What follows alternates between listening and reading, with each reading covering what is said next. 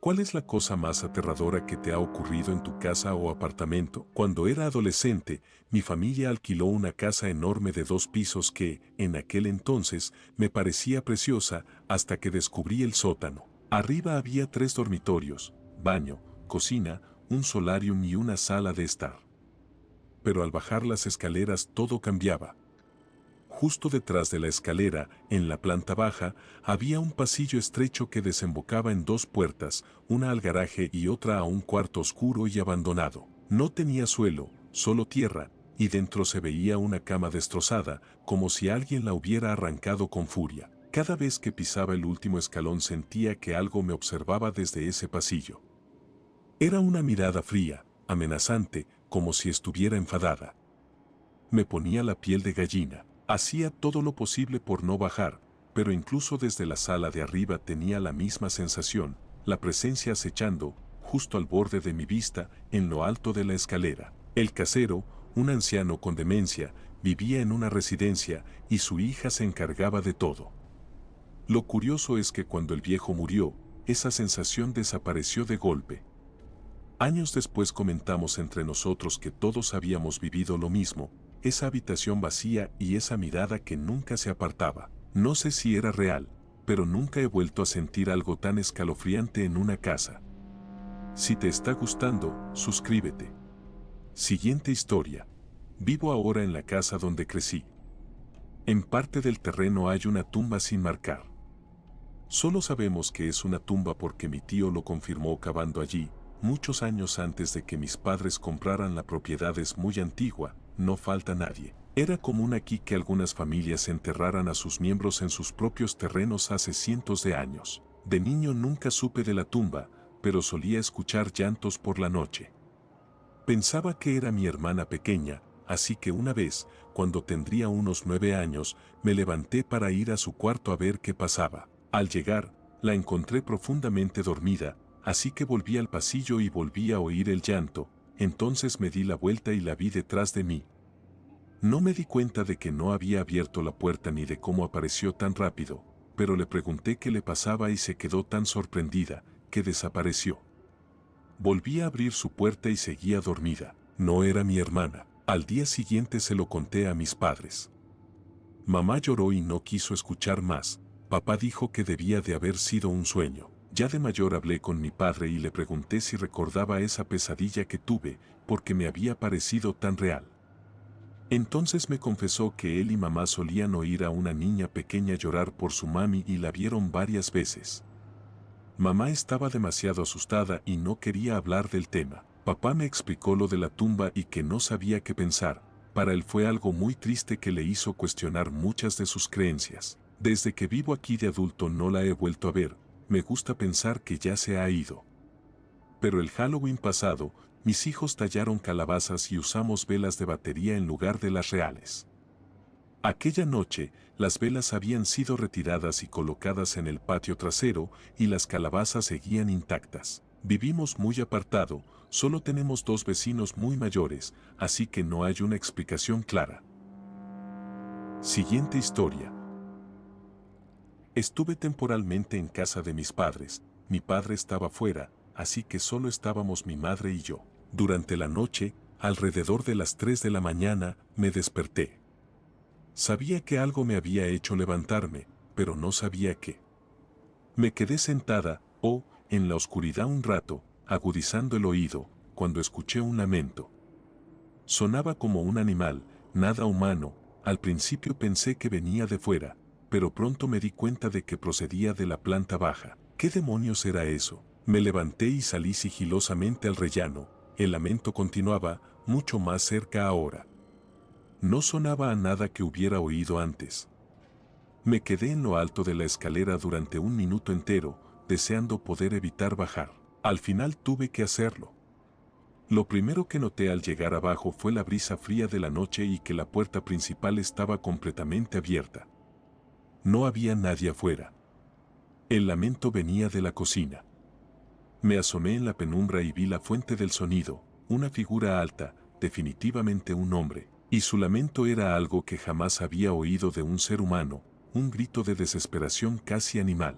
Encendí la luz y descubrí que era un amigo íntimo de la familia. Me quedé sin palabras. Resultó que acababa de enterarse de que su hija, mi amiga de la infancia, había fallecido de manera inesperada. Su primer instinto fue venir a nuestra casa buscando apoyo. Mi madre, de hecho, estaba afuera con su hijo. Toda esa experiencia se me quedó grabada a fuego. Me costó mucho tiempo dejar de quedarme paralizada cada vez que oía un lamento después de eso. Fue aterrador. Siguiente historia. Una mañana, seguía mi rutina habitual cuando noté algunas cosas extrañas en la cocina. Había una manta en un sitio donde no recordaba haberla dejado. Unos papeles estaban apilados y no recordaba haberlos organizado así. En ese momento no le di mucha importancia. Subí las escaleras hacia mi oficina, llamando a mi gato para que me siguiera, cuando me invadió una sensación terrible de que algo andaba mal. Había pasado junto a una caja que se había movido.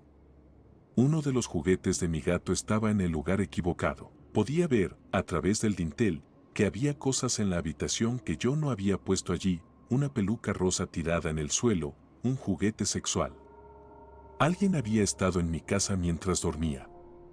Quizás siguiera allí. Pasé los siguientes 5 minutos bajando las escaleras de la forma más lenta y paranoica posible, convencido de que algún demente iba a saltar de un armario y atacarme.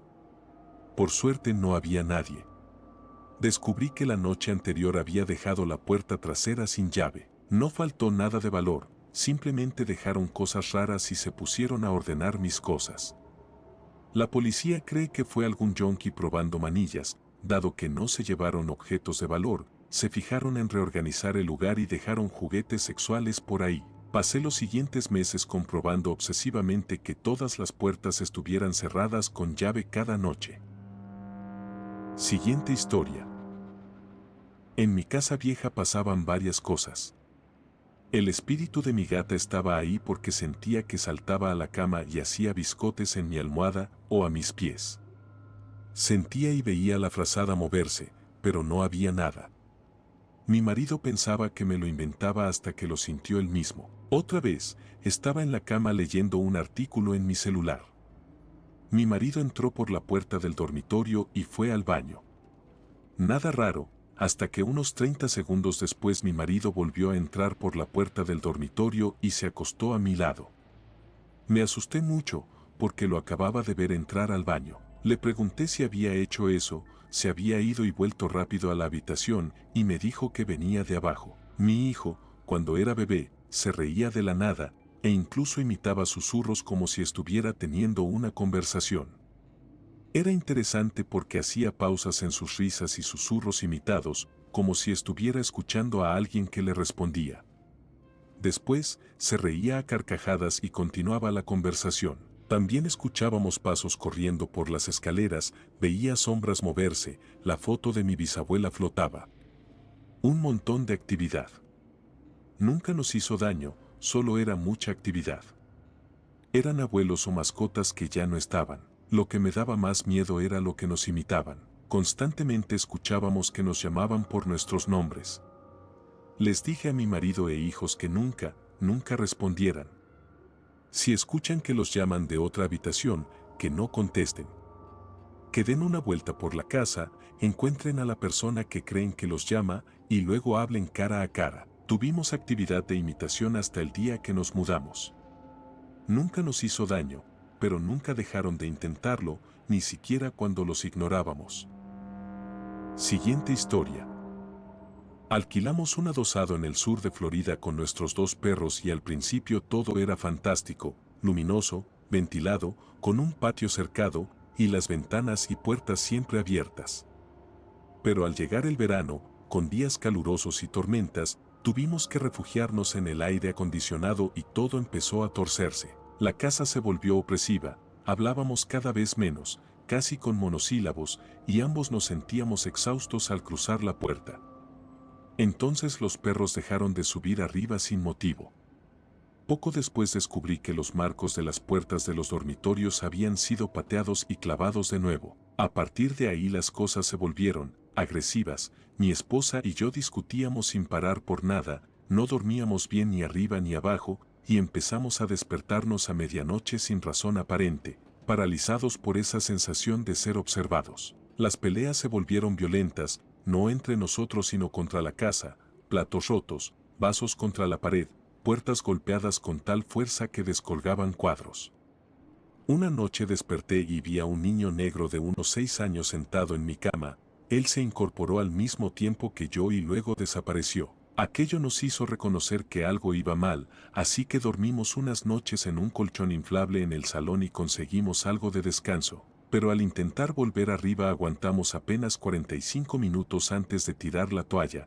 Arrastramos el colchón al salón y empezamos a buscar otro piso. Aún nos quedaban 6 meses de contrato y apenas teníamos ahorros. Tardamos 2 meses en encontrar un lugar nuevo y la casa antigua se volvió tan insoportable que nos mudamos de inmediato, pagando doble renta y agotando las tarjetas de crédito. Es difícil explicar todo esto sin sonar melodramático, porque no hubo ruidos espeluznantes ni visiones grotescas, fue una opresión silenciosa y gradual que nos consumió emocionalmente.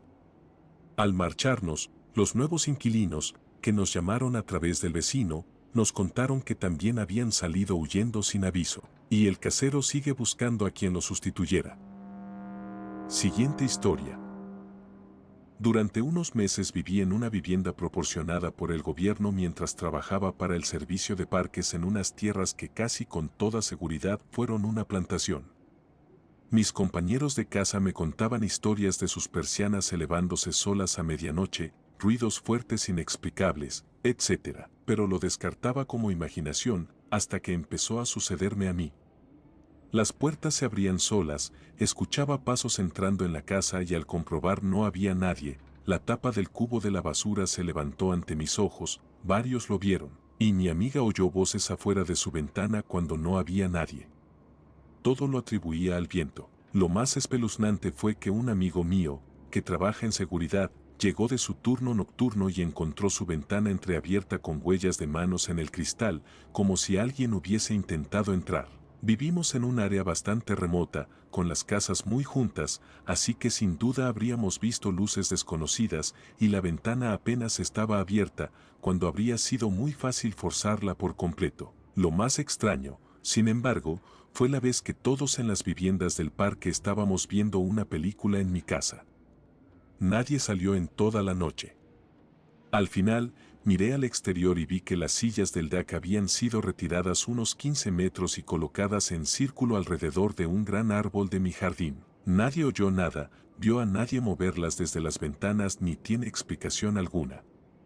Ninguno de nosotros durmió bien mientras estuvimos allí. Siguiente historia.